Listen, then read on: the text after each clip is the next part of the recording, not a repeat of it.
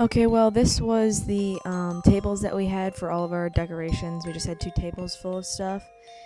And getting into the garage, we had to cover everything in like a black sort of saran wrap, like thicker than saran wrap, but not as thick as a tarp. And we basically had to cover everything that was inside just to cover it up so it wouldn't be so colorful.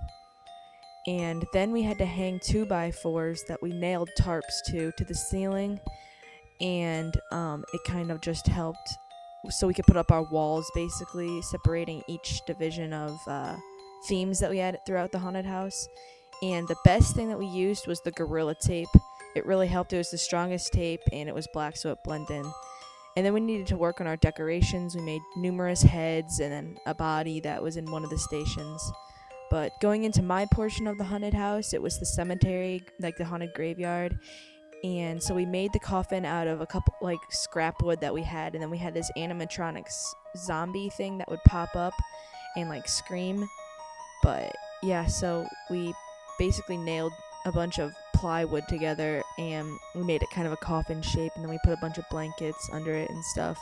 But then we made these heads that were kind of like zombies coming up from the ground. But now we'll go into the dead zone, which had Michael Myers in it, and Pinhead, and the Dr. Knife, or Nurse Knife. And we had this body that Calvin made, and he hollowed out the stomach of it so where he could put dry ice in and pull out organs, like bloody organs. And then he had this refrigerator that also had a whole bunch of organs in it and like different limbs.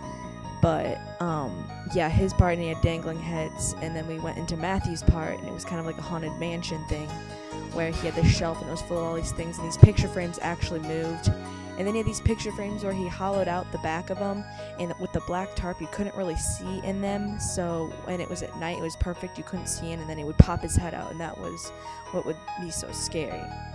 And then he had a bunch of decorations, like really creepy decorations. And then we had this sign out in the front of our house and stuff like that. And then you would enter through this door, you'd ring a doorbell, and it would make noise, and then you would walk through. And then we put tarps up on the front of the garage, just kind of like so you couldn't see in, and none of the decorations would get ruined. So, yep.